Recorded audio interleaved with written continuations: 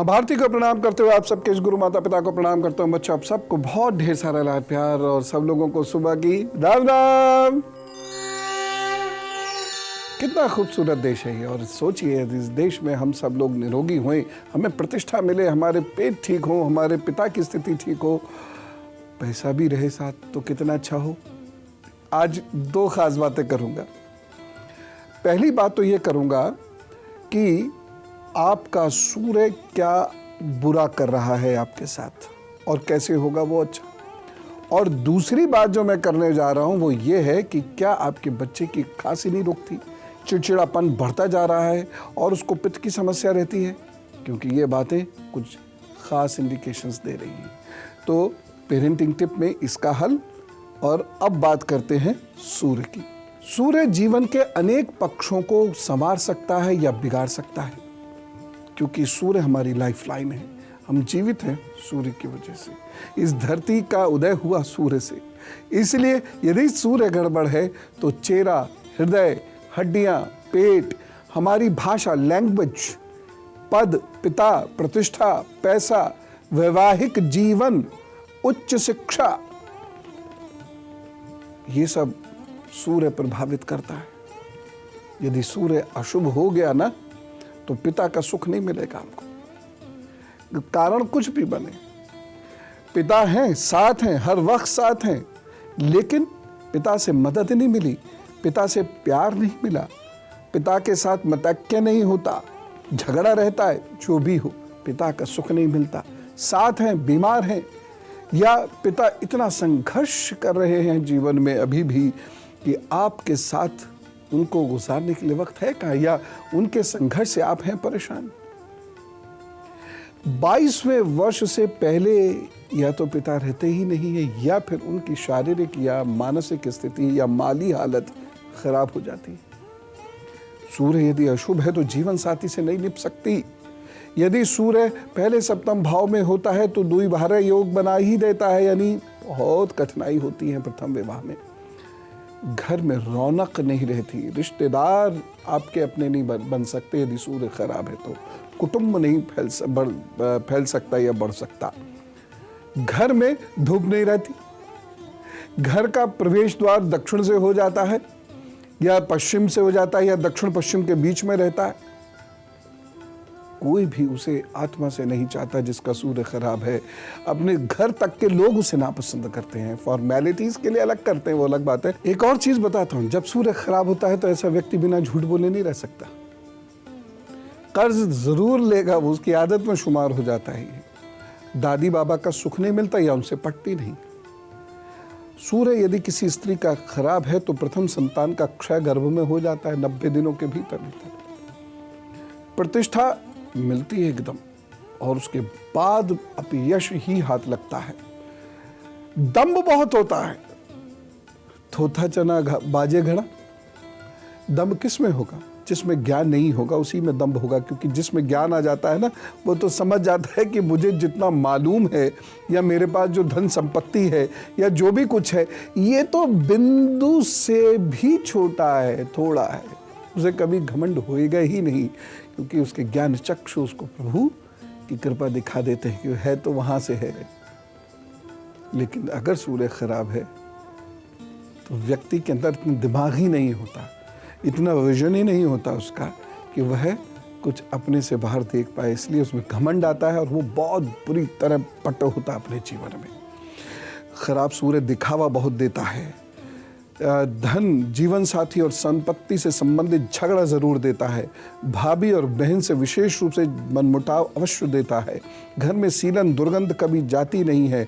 घर के प्रवेश द्वार के पास का हिस्सा टूटा हुआ अवश्य रहता है। पेड़ पौधे जिंदा नहीं रहते आसानी से। हड्डियों में बल बहुत कम होता है, सीधी से विटामिन डी कम है। चेहरे पर ऐसे व्यक्ति के तेज नहीं होता, और भतीजों का सुख कभी नहीं, भतीजी या भतीजों का सुख नहीं मिलता। अपना घर बनाने के बावजूद दूर जाकर रहना होता है। इतनी सारी परेशानियों में रहना होता है जिसका सूर्य खराब है। मैंने जो बात बताई ये आप देख लीजिए, ऐसा है लक्षण तो ऐसा ही निकलेगा सूर्य। कुछ और बातें सुन लीजिए, क्योंकि जब तक आपकी ये समझ में नहीं आएगा कि मेरा सूर्य खराब है, तब तक आप उसे अच्छा कैसे करेंगे। उच्च शिक्षा सोच रहे हैं, सूर्य खराब है, हो नहीं सकती।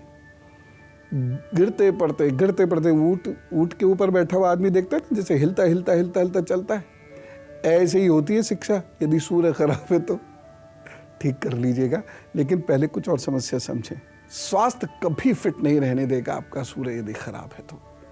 मुंह में हमेशा थूक भरा रहेगा और आके ये जो कोने होते होंठ के यहाँ हमेशा थूक आकर इकट्ठा हो जाएगा। आंखें प्रभावित होती ही होती हैं, दृष्टि कमज़ोर हो जाती है। नाती या पोता होने के उपरांत तो स्वास्थ्य कभी नहीं अच्छा रहता।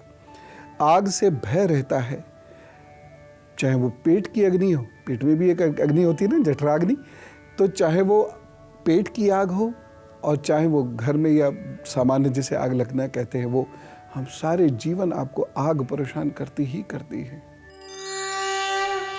बच्चे की खांसी लगातार बनी और खांसी के साथ साथ उसका पेट भी खराब रहता है, एसिडिटी रहती है, तो ये कोई साधारण बात नहीं है, ये नुकसान दे सकती हैं चीज़ें। आगे क्या संकेत है और क्या इसका तरीका है निपटने का, वो मैं आपको बताऊंगा गुरु मंत्र में। लेकिन अभी आप जो सूर्य के लक्षण देख के चुके हैं और उससे लग रहा है कि हाँ भाई सूर्य तो कमज़ोर है या बुरा है, तो उपाय नोट कर लें और ज़रूर किया कीजिएगा प्लीज़। जिन्हें भी परिवार में यश पाना हो, घर में तुलसी और सूरजमुखी के पौधे अवश्य रखें। कांच के गिलास में साधारणतः पानी वह लोग कभी ना पिया करें जो सूर्य की कमज़ोरी के शिकार हैं। पानी के लिए चांदी या तांबे के बर्तन का इस्तेमाल किया करें। गाय और पक्षियों को दाना ज़रूर दें और रविवार को नमक का प्रयोग करना एकदम छोड़ दें। सूर्य यदि साथ नहीं दे रहा, जो मैंने लक्षण बताए हैं वह कहीं कमज़ोर है और आपको लग रहा है कि हाँ भाई ये परेशानी तो है, तो नमक छोड़ दीजिए। आदित्य हृदय स्तोत्र का पाठ और एक सिटिंग में से 3 बार करना होता है, तो आदित्य हृदय स्तोत्र का पाठ किया करें। और यदि मुंह में थूक ज्यादा बनता है तो हर हालत में आदित्य हृदय स्तोत्र का पाठ आपको करना ही करना है। झाग झाग से बने रहते हैं बहुत सारे लोगों के मुंह में, सूर्य की वजह से गंभीर संकट शो होता है इससे, चाहे वो शरीर का हो, चाहे वो प्रतिष्ठा का हो, नौकरी का हो, व्यवहार का हो। जी, गर्मियों में अपनी वजन के 10वें हिस्से के बराबर तरबूज का दान कर दिया करें। रविवार को खास तौर से कर दिया करें, जरूर लाभ होगा। काली इलायची का सेवन करने से सूर्य ठीक होने लगता है। और शाख काट कर लगाए जाने वाले पौधे घर में जरूर रखिएगा।